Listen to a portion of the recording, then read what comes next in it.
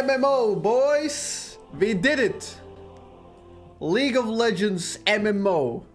Finally, after years of asking, this little fucker, this little cunt, has made a video about League MMO in 2018. I'm super hyped about MMO. MMO is about a thing that can salvage it, and if the game works, I'm going full-time fucking MMO. I'm going full-time MMO. I don't care, guys. If the game works. Now, that is a bit of a long shot, and we're gonna talk about it. We're gonna talk a lot about it. Let's talk MMO, dude. Let's talk MMO. So, chat, are you excited as I am? I am super excited, even though I probably know a bit more about it than you. And I probably know, like, I see people getting hyped up on Twitter and saying, like, oh, finally here it's over, you know, the old problems are solved and shit like that. I'm still excited. I can't help but to get excited, even though I know the chance of it succeeding is so low right now. The record is good for Riot Games. Every game that they tried, they did. They completed it. Only Legends of Runeterra is mediocre as fuck, and it's probably not that good, but they nailed it with TFT. They nailed it with Valorant, they nailed it with Wild Rift, and they nailed it with League of Legends, okay? So, 4-to-1 odds, that's pretty good. Talked about the game dev perspective, we're gonna try to touch on that. Ashes of Creation has been in creation for a millennia right now, interface. They've been promising that shit for since 2K bug, you know? But yeah, I'm hopeful about a game because it brings innovation. Now, first things first. Like in the video in 2018, I talked about how they have to establish their world before MMO, and boy, I was right on so many things. I was right on so many things, and I'm happy about it. I feel like rioters have been like snooping and peeking on my channel, just to yoink ideas. I swear. But yeah. I was talking about a lot about world building sounds and all that, and how you first have to establish a world before going MMO. Because League lore was not enough. League lore by itself, not enough. Not even close, okay? And that's why in 2018 I was talking about League of Legends, like Riot Games need to become Riot Games and have multiple games. I literally said that before any of these existed, okay? Don't trust me? Watch the video. So they needed to establish their world. They needed to do that circle jerk loop that Blizzard did from Hearthstone to Warcraft 3, Frozen Throne, custom maps to the MMO, you know? That entire world, that every game will suck you into each other, you know? You play a Paladin, you play a Murloc in Hearthstone, you want to play World of Warcraft tomorrow. You play World of Warcraft, you want to play Legion TD the day after. The game sucks you in, and that's what it needs to be. It needs to be this all-encompassing world, which is beautiful. And that's what Blizzard achieved so beautifully with World of Warcraft, and that's the game that, to this day, has the most addicts in its ranks, you know? You have so many people who just are absolutely addicted to World of Warcraft. So, a lot of my friends are mega addicted to that game. Like, no matter the patch, they have to play it. Okay, even though sometimes they don't even like the game, but they have to play it. Much like with me and League. So this is so good. Since 2018 and my original video, we've come such a long way. Riot has branched out, as I suggested, multiple games. They didn't do the voice packs that I was talking about, but they did things that I didn't even predict, which I didn't predict the whole chess scheme, and I didn't predict the whole Valorant scheme. But I said that they have to make multiple games, and now they have multiple games which are feeding off of each other. You get exposure from one game, and like it's not even it's symbiotic relationship. It's not parasitic. They don't siphon from each other. They work together to build each other up, and it's brilliant because there's a little something for everyone. And one of my suggestions as well is like eventually they can create the Riot Con, which features every single Riot Games creation ever, and they can have their own tournaments from the card game, from the TFT to League of Legends, a bunch of tournaments, something like QuakeCon, you know? We've come a really long way, and it's ripe. It's absolutely ripe for MMO, because they're doing the Ruined King game with the Riot Forge. They did the book, like one of the best things that they did in terms of world creation, and they can't leave this behind. The book, okay? They can't leave this behind when they're doing their world. They need to create their world properly with a book. The book is a great way to propagate their universe. Universe has to be compelling and a good though. There's so many caveats here. There are so many things that MMO has to do, which is just ridiculous. And we're gonna talk about him now, chat. I'm not gonna. It's too early to say literally anything, but their success speaks for itself. They don't have scrap projects. Every game they started, they finished. 4 games have been massive successes. 1 mediocrity. And mediocrity is something we don't want. I will still enjoy the game even if it's mediocre, but it's not something we want. And I'll explain you why. Which would you call mediocre? Runeterra. Legends of Runeterra, yeah? The card game, whatever it's called. It does nothing concrete, does nothing different, nothing unique. It's just a way to... It just uses... That's a parasitic game. Legends of Runeterra is a parasitic game. It just siphons from League community and it's like, play me, and the game just doesn't do anything, you know? It doesn't do anything. It's just absolutely mediocre. Why would I play that when there's Hearthstone, when there's Gwent, when there's like Magic the Gathering? There's no reason. There's absolutely no reason. You're not doing anything with that game. There's so many good card games established. When you enter a saturated market where everything is established, you can't come out with a mediocrity. Why do you think there are no more MOBAs coming out and killing the field? Why do you think that is? Because League of Legends is extremely established. Pew gifted a tier 1 sub to okay? Super Elchi. Like, it's extremely established and nothing, like, short of masterpiece will surpass League of Legends. And that's why people don't even attempt. Because it's so difficult to achieve that. You can't shoot for masterpiece. MMO is not even close to easy to make. And the video game dev side and everything, like, majority of MMOs that go into conception, they don't deliver. They don't deliver on like 80% of things that they promised. They fail. They get released early, or they get totally scrapped, or they get released with like 60% of its features available, 20% of them bugged to oblivion. Like, so MMO needs a great launch as well. MMO needs to have a massive launch because it's a type of game where the community continues with it and community rolls over. So when you're launching an MMO, the launch has to be absolutely perfect. If you get that ball rolling at the start, the game will carry itself with the momentum. So that's paramount. They need to have a great launch, and knowing Riot, it should be good, honestly. Like, I have total faith in Riot in this, but there are other things I'm concerned about. First things first, they need world building. They've done a lot of it through the book I mentioned, through the other video games, and that's great. Like, they couldn't have done MMO without it. They would have failed, 100%. I would guarantee that they would fail. Now, they're looking better. They have to create a really good world. They have to create a really good soundtrack. They have to do very nice sounds. I'm not too concerned about that. On the art, their art departments, production departments, sound, all of those are great. Like, absolutely great. Amazing. So I'm really excited about that. Now, the general video game design and like the core video game direction that they're going for, that is the troublesome part. And that's where they have to do so much good stuff. Classes in the MMO, I'm not too worried about, honestly. Classes are fairly easy to do and they're gonna be fun, no matter what. Like, they won't invent the new wheel in there. It's just gonna be like classic. You're gonna have tanks, healers, DPS, whatever. You know, you can't create too much uniqueness among classes. So classes are gonna be normal. I think the creative side will be quite well off. Well, depends. Creative side is a big issue. It's what's gonna put them away from mediocrity, and we don't want mediocrity.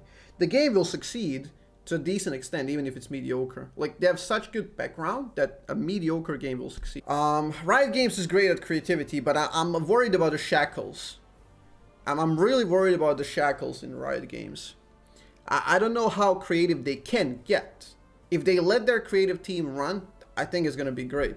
But how far they can run, that's the issue, because they might be strained. They might be strained with their gain. Hello, Sandhelp, what's up?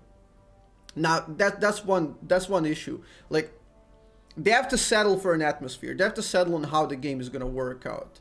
Now, if they shackle it too much with the current state of League of Legends and fan service, I think it's going to fail, or at least be mediocre. I'm a bit afraid of that part. If they make it too fan servicey, if they make it too much KDA, too much that style, you know? Where you don't really... I don't know, when you don't really feel the creativity, it's just a bunch of references and you play like Ari gives you a billion quests where you just simp for her, you know, and do whatever.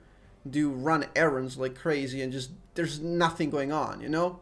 I'm afraid of that. There's just gonna like fan service. There's gonna be Seraphine singing and you have to do a bunch of stuff for Seraphine who sings in her room. Like, that's not a good design, okay? They need to go creative here. They shouldn't rely on abusing stuff like that from before, you know? That would be really bad. That would be the worst route they can go for. And the route would be fairly successful if you do it, because you're gonna milk a lot of money. Now, I personally would like the game to have a bit of a more real atmosphere, because you're not talking about KDA, singing, pop stars. You're talking about a real world, okay? Like Azeroth, much like Azeroth, Runeterra is a real world with real people, with real problems, with slaughter, with carnage, with wars, with void creatures, with deserts, starvation, dying, like weird experiments, zone, piltover, whatever, okay? That's a real world. And if you make it too cartoonish, too child-friendly, I feel like it's gonna backfire and fail. Fail in the long term. It would probably still work out, again, because a lot of kids would suck on that, you know? But you need to do something. I wish they would go with a real grittier atmosphere, for sure. Like, I would really like that. If you had, like, Silk Roadish World of Warcraft atmosphere, like, I wouldn't even mind if they just, because every single League of Legends game so far has been in a cartoonish style to an extent, and I wouldn't even mind if they went MMO fully, like something like Fly for Fun, if you guys have played Fliff, where you have these hoverboards and you fly around. It was cartoonish, it was like anime style, but the game still worked. It had a specific atmosphere and it worked, and it wasn't too cringy, you know? So even that could work out, but they need to pull it off properly. Now, if I would be like one of the guys working on it, I would do it in multiple. I would honestly go with multiple different ideas. Like, you can keep your League of Legends graphics, but the atmosphere needs to dictate, like, the environment needs to dictate the atmosphere. So I would have, like, you would have multiple atmospheres. Go to the Freljord, icy realm. Everything is slow. Snow is falling. People are spread apart, far away. There's nothing around. It's a wilderness. It's nice background soundtrack running, you know? And the atmosphere just makes you feel like you're in there. You get the heroic, a little bit fun-like atmosphere in Demacia. Noxus is a bit more dark and gritty, you know? You get to the void, to the where the void portal is in Shurima, and you get really weird, creepy, like the, what's the name of the, our Forsaken or whatever, in like the Infernals in World of Warcraft. To make MMO work out, you need early, mid-game, and late-game designs, okay? And all three are really important. Because MMOs you don't play MMOs casually. If you go in, you're just running for it, okay? They become your life. So they need to be designed really well.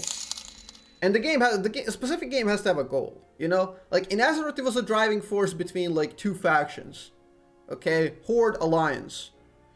There's a war raging for millennia. Horde and Alliance and the third parties, okay? So it was all power scheme between two of them. Yeah, Runeterra has a driving force. Depends, will they implement it? Will they implement it, or will they just make it casual? You do this quest, you do that quest, you level up, you do that quest. It can be just errand running, you know? It doesn't need to have like a underlying story. It doesn't need to have it. I hope it does. Because here's what the story does. Like, you have to have very good early game where...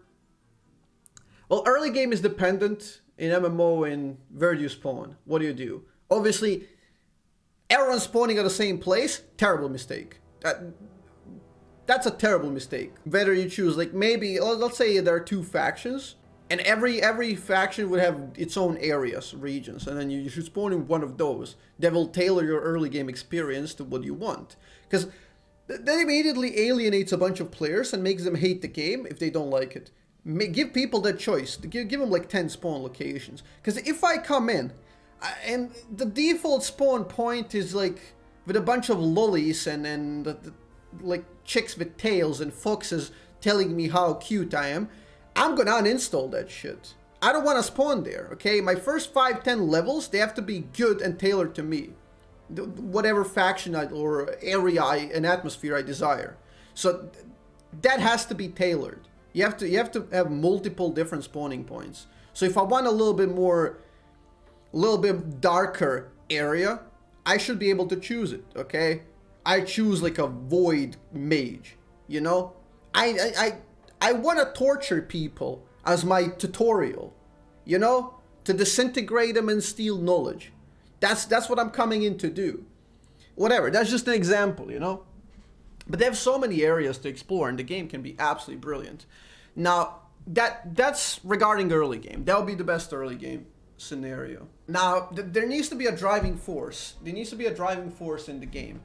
Progression is the most obvious one. Like, any game can get you to get baited into progression. You know, whatever game you download, whatever game you play, there is a certain progression, and that's just to give you that psychological drive, because you want to get better and get to the next stage. So that's fine, you level up, but there needs to be something more. So I think the progression in mid game would be doing raids, doing conquests, doing something in mid game. Like, here's one of my favorite things in MMOs. Like, I'll never forget these scenes. Like, it's so brilliant, okay? Let's say there are two factions. You need to have areas that belong to these factions. And then contested neutral areas, no man land. Anything can happen land. Maybe you add even maybe in those areas you add even a sense of danger, sense of like loss. Just like RuneScape. Maybe you can actually lose stuff if you die there. You know, put some stakes. But those areas would have really good leveling schemes, really good quests, really good quest lines, slightly more rewarding but slightly riskier. And both factions contest those areas. Like, when I first played World of Warcraft, like, we started off as Horde, and we rolled down with a boat into the Stranglethorn Vale, okay? We rolled down there, and it was way closer to the Alliance area. And we had no idea, we were just leveling up the first time. We just kept meeting them, and we were like this renegade squad near the enemy territory. And we just kept disrupting their leveling up. The prize of killing them was more than enough. You wouldn't get anything. You would get like honor points, which I didn't even know what they were for at that time. And the prize of just ruining their leveling, because it's their territory, it's more of them, and you're just there interrupting them, like guerrilla warfare, 3 guys jumping out of the bushes and killing like 5 guys, you know, because they're weak from PvE. And that was just brilliant, you know. You would just play 5 hours of just back and forth games like warfare. You can't quit. And then they would call in the old chat, they would call more people to come and support them, so higher levels would come. Then our higher levels would come. It would turn up in an all-out warfare. It's just brilliant, you know. That's mid game. I feel like that's the charm of mid game. Leveling, doing raids together with your friends, because you can't deny this. Like, there needs to be a sense of collective in the MMO for League of Legends. Because why? Because there's so many established streamers. There's so many established communities. The clubs, the subreddits, the mains, the streamer communities. From every single Riot Games game, there's so many clubs, and then people, like, just like us. Here we are, we like mages, we like Vel'Koz, whatever. You know? So it needs to have a sense of collective. You need to be able to create guilds or parties or whatever, you know? And you need to have some goals to do as a guild. Whether it be raid or taking enemy territory or stuff like that. I don't think they should rely too much on Baron Nashor, but his appearance would be a great cameo. But you can't rely too much on it. See, it's the same thing with the KDA and the Ahri and the whatever, you know? It's good to do cameos, but you can't rely on it. You can't bend your game and just put it as a pillar, you know? Because it will fall eventually. Like, imagine you're a bunch of Demacians going on a raid into the void. Okay, you step through the portal. You have an excursion of 15 guys in the raid. And you try to do things, you know? you have a certain mission to pull off. You have to destroy one of the void portals, which they did, or one void spawning point, or whatever, you know? What about areas based on dragon elements, since they kind of implemented on the Summoner's Rift? Again, don't rely too much on it. Put them as cameos. But let's say you have first area, Freljord. Cloud Dragon is atop of the mountain. You can kill him. He's like an elite mob in World of Warcraft. You need like 5-10 people to get him, you know? You climb up there, you try to take him. It doesn't have to be a full-on raid. And you just place 4 dragons on the map. And then maybe Elder Dragon is, if you collect item from every single dragon, you can go for a big raid on the Elder and stuff like that. Like, you can do interesting things there. So the factions are the most interesting thing, how they're gonna do it, because they're gonna define the entire experience, and I don't know how they're gonna pull it off, because the map is huge. You have so many different factions, from Ionia to Bilgewater, to Demacia, to Noxus, to Shurima, to, like, there's so much stuff. And I think they could do that with, like, coalitions. Like, they can split the map in 2-3 parts and make, like, coalitions of multiple factions working together in a single coalition, and you're playing for that coalition at the end of the day. Like, there's so many things, but they need to create this map which fills you with atmosphere, and wherever you start, you want to explore every part, you know? Like, it doesn't matter where you start, the sense of exploration should be there. It shouldn't be so easy to travel, and you shouldn't be able to reach regions that are far from you very easily.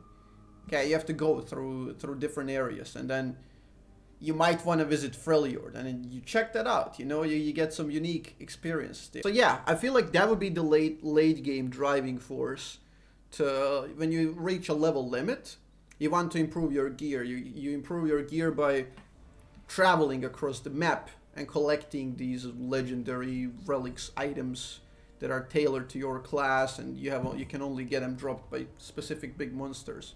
So you want to travel that and collect them. Why are you collecting them? You're not collecting them just to show off. There should be real arenas between people, 2v2, 3v3, 1v1, 5v5, 5v5. There should be siege scenarios similarly representing like Summoner's Rift.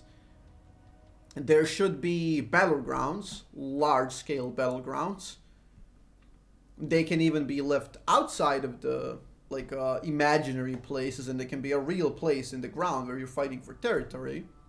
To summarize, you need to do really good world building. It can't just be a little bit of referencing to the main world, and it's like, this was in Summoner's Rift, haha. You know, it has to have its own like logic. The entire world needs its own logic.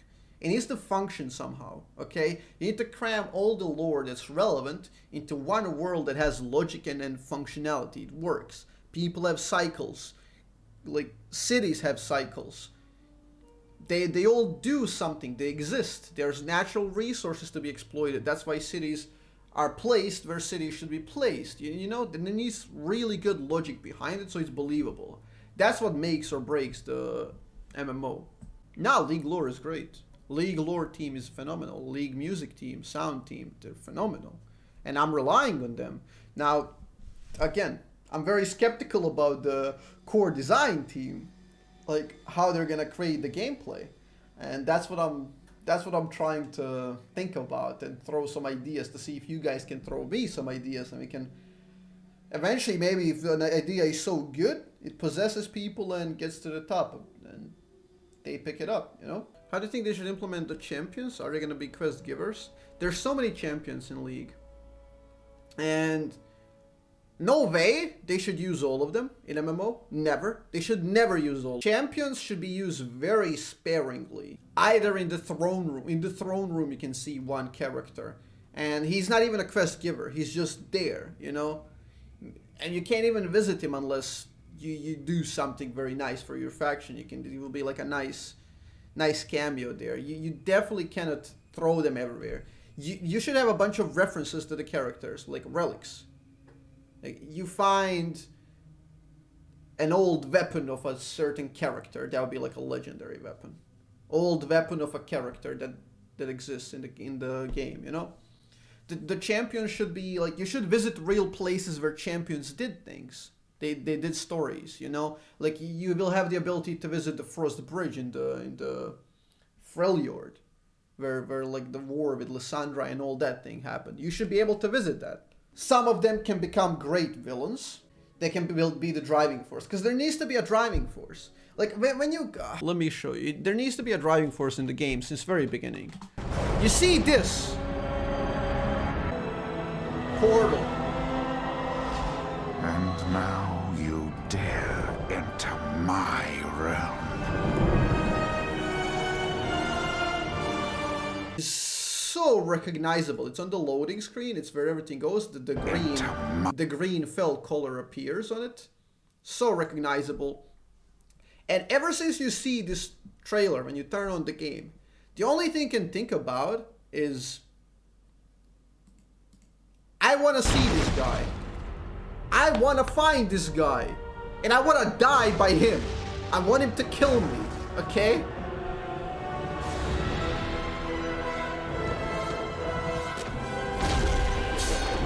With his glaives, he's so badass. You are not prepared. Like, you want to visit his realm. You want to go through a dangerous portal. You want to beat everyone, get to him, and die to him. How badass he is. And, like, there's so many references here showing the classes and, like, their whole, like, the Naru, the hammer, the stuff. Like, Draenei, like, whatever. This is all so good. Like, the magic of the elves. There's so many references. Like, Lich King is phenomenal as well. Cataclysm, they all, like, showcase. Like, these cinematic trailers are perfection. Absolute perfection. And this is something that League MMO will need. And it will need a driving force. It will need a main villain. That, again, you can't reach this villain with a level 10 and he's going to be your tutorial. You can't have that. You know, that's not using things sparingly. That's what I say. You should use champions very sparingly. They should represent something. Like, if you see something a lot, it loses value. It fades out. You wanna get built up by that, and you just wanna strive to reach it. And if they use champions, they should use champions in a way that one champion is a main villain. Let's use a parallel here, like to the Illidan, it could be Aatrox. That would be clear ripoff, and they shouldn't do that. But just for the sake of argument, they should put Aatrox as the world ender. Like, he created a massacre. He killed a bunch of people, you know? And the cinematic is him being all badass. And then you don't get to him. You need to work your way to get to him. Like, I'm not worried about cinematics. I'm not worried about that. The lore, the cinematics, the soundtracks, it's all brilliant. I want them to create core design. Like, it cannot rely too heavily on the current games. It cannot. Like, you shouldn't have Ezreal giving you quests from minute 1. Okay? Ezreal selling you items. Hey, Ezreal's victorious. You want to buy my items? And then Ezreal sells you a level 2 item. You can't have that. That would kill the spark of joy in that game, you know? Immediately. Like, as soon as you log in, you will immediately lose value in that game. If you see Ezreal level 2, no other champion in the game will feel powerful to you. If you see Ezreal level 2 selling you items. You must not have that. I feel like I can't stress this enough, and I'm saying it a lot because I'm pretty sure that they're thinking about doing something like that to appeal to the current audience. And that's a crucial mistake I think they cannot make. They can incorporate the characters from Legends of Runeterra. Exactly, they can do that. Like the guys from the cars, the drawings. They all have their decent backstories. Because yeah, if you use one champion in a weak manner, all of them lose value. It's a connected property. If one champion is weak, in front of your eyes, low level, pandering to you, all of them are bad. Even the main villain sucks. Okay? So you have to really design this correctly. Now, every MMO brings a unique feature to the table. I don't know what will be the unique feature. I really don't. But it needs to be good. And that's a gamble. Because a unique feature can break the concept, can be too ambitious and break the concept of MMO, ruining it. Or it can be really good to elevate it to a new creative universe. Like, if it goes in production now, and release date is 2023, I'd be happy, because I get to play it relatively early. But I'd be sad because it's only 3 years. And they would probably release it unfinished with a bunch of things that were scrapped and that were necessary to make the game good. MMO is an incredible undertaking, extremely ambitious, and you gotta come out swinging, honestly. Like, if anything, they want to release it early. They can't mess it up. They at least go small. Create a small world. Small world with 2 factions. In 2 years, release a patch with a 3rd faction. Whatever, you know? But at least make it complete. Small but complete. It will need to have beta servers, which will be streamer servers for testing earlier. And they cannot fail. Like you have to get the game in beta, in alpha, to pop off and be so good. Okay? Because they will be visited by all the streamers, and if that doesn't work, it's gonna be bad. You know, the launch will suck, and if the launch sucks, the game will never get rolling. No matter how good it becomes post-launch, it will never get that ball again. As I said earlier, it needs an underpinning that will guide you. Okay, we are this faction, they are that faction. We are in a war because that main champion did that thing, and this main champion did that thing. It's not black and white. We are not the good guys. We're not the bad guys. Neither are they.